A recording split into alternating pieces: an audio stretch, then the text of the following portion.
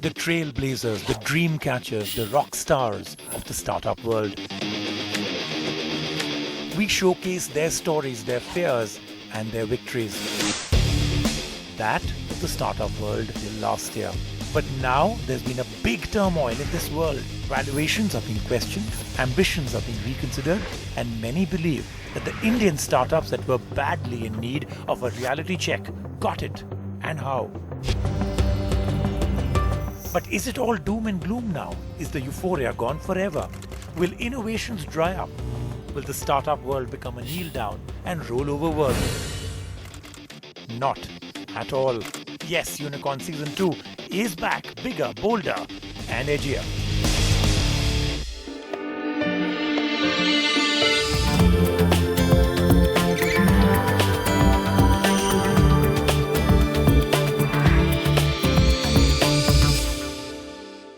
Tradition, culture, the beauty of artisanal handlooms.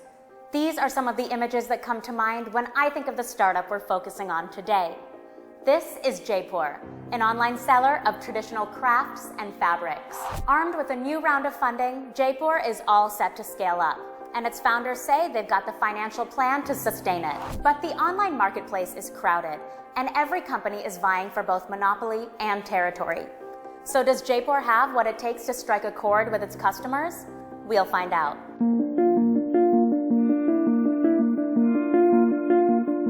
We believe that culture is the fabric of life. The world is turning into one homogeneous global theme park, and there's a real risk that the unique character that this part of the world has acquired over millennia will be lost in a matter of a few generations. Jaypore is our humble attempt to try and turn the tide, to showcase our culture and legacy that manifests so splendidly in our craft forms.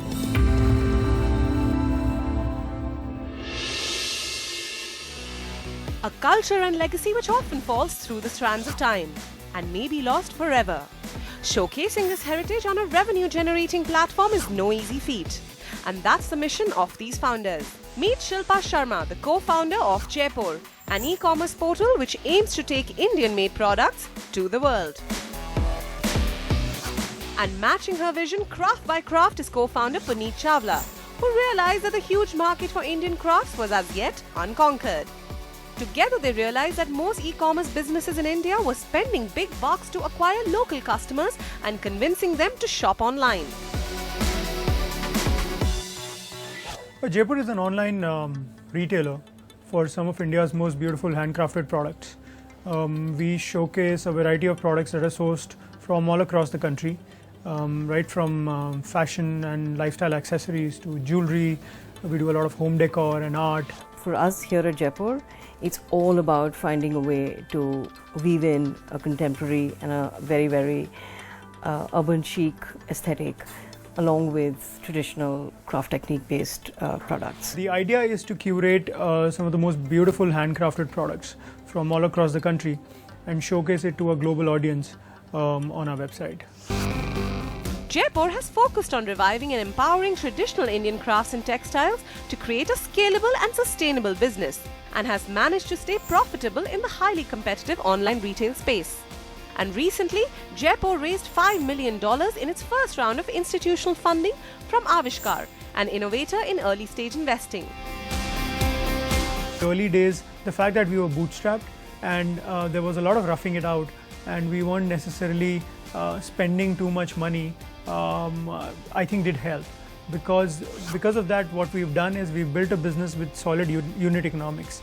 We've always been very bottom line focused and made sure that at the end of the month we take home some money, and I think that has led us to building a sustainable business, which if we had a lot of money on day one, we probably wouldn't have. We probably would have splurged. Jaypore presents collections online by partnering with artisanal communities, textile designers and independent artists, and curates it on a visually appealing platform. The Jaypore founders know that there is a huge appetite for traditional crafts and most are willing to pay a huge price for it, which is why each item is carefully prepared, packaged and shipped across with extra attention to detail, says the Jaypore team. But every founder has an objective, a lofty and at times bold ambition. What will it be for Jaypore? Our objective here at Jaypore will always be to find a subtle way of introducing a very, very modern outlook to traditional product and create a design language of our own, one that identifies us with the product. To say that we want to be the ambassadors of the national aesthetic of the country would be a good way of putting it. But e-commerce is a sea where many have dived in headfirst and not all have survived. Some have drowned. Is Jaypore resilient enough to survive the changing dynamics of the Indian startup ecosystem? The resilience that you talk about has actually been a part of our DNA pretty much since day one. We've actually mastered that approach over the last 4 years. So I feel that we are very well positioned to take advantage of the landscape, of the new landscape of needing to be more resilient, and we've actually pretty much got a head start over the others, and we see that the future is bright for us. Well, it's going to take a lot more than just words to convince us, because let's be frank, many are saying that the party is over for Indian startups. But we want to go beyond the doom and gloom and ask some pertinent questions. Where does Jaypore source its wares from? What benefits does it provide to local manufacturers? How will Jaypore differentiate itself from other online retailers? Our biggest differentiator always has been the quality of our curation. We travel the length and breadth of the country to find very, very high quality, exquisite handcrafted product, right from the artisans, and offer that on a platform which is available for the global buyer. So I understand you guys have gotten some additional funding recently. What do you plan to do with the new cash flow? We've been bootstrapped for the last 3 years. Each one of us have been doing 3 jobs. We intend to hire a bunch of people and get a solid team in place for the growth that's been projected for the next 5 years. Also, we plan to spend some money on brand building. Thus far, most of our marketing initiatives have been online, which is mostly performance-driven marketing. But we do want to get a brand positioning in place. We've heard it from Puneet about all his plans to make his brand a force to reckon with. Let's now find out what Shilpa has to say. The Indian retail space is obviously very overcrowded. How does Jaypore stand out? In this day and age where time is money, it's just so much easier for people to be able to shop from the comfort of their own homes and know that somebody else has made all the effort that is required to curate the finest quality of product from across the country. How does that directly impact local artisans? So when we go out and source fabrics from different geographies, what we're also trying to do, in addition to sourcing and procuring product from them, is to invest design time and energies in moving their product up the value chain. So that gives them an opportunity to create a whole fresh lineup of product. So cockroach startups are seen as those hardy, resilient, can survive anything companies. Does Jaypore ID as a cockroach company? I think we've been a very, very lean and mean startup. In early days when we weren't very sure about how much money we would have to give ourselves a runway, we've always been very, very frugal with the way we've managed our costs, the way we've run the business. And that's the one thing that I think that sets us apart from every other startup, every other e-commerce venture in the country today. An online brand dedicated to creating a unique interpretation of age-old crafts. This was e-tailer Jaypore. Time now for our mentors to have the last word.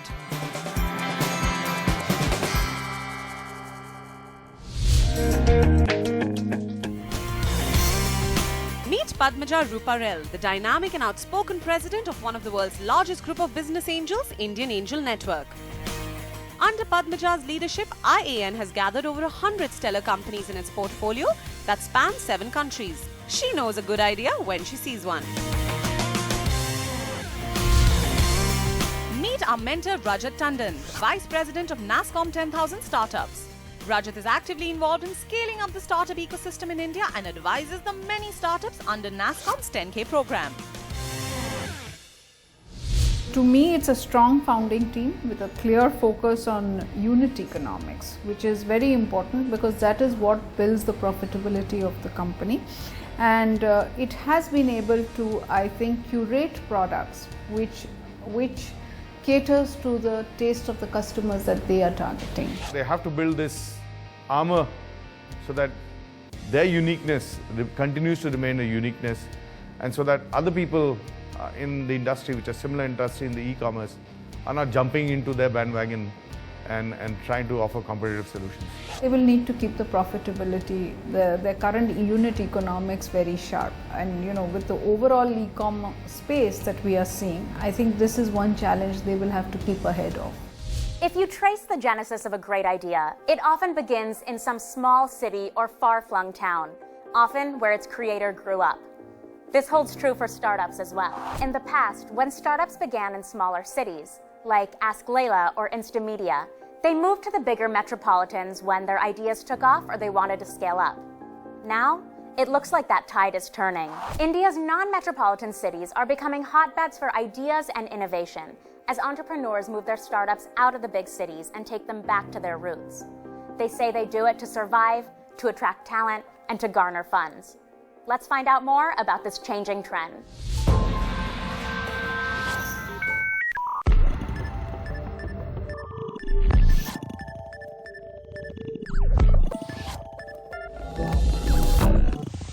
We've seen a lot of startups coming up from the smaller cities, and these guys are really strong propositions because I think their understanding of the on-ground realities in their markets are much better.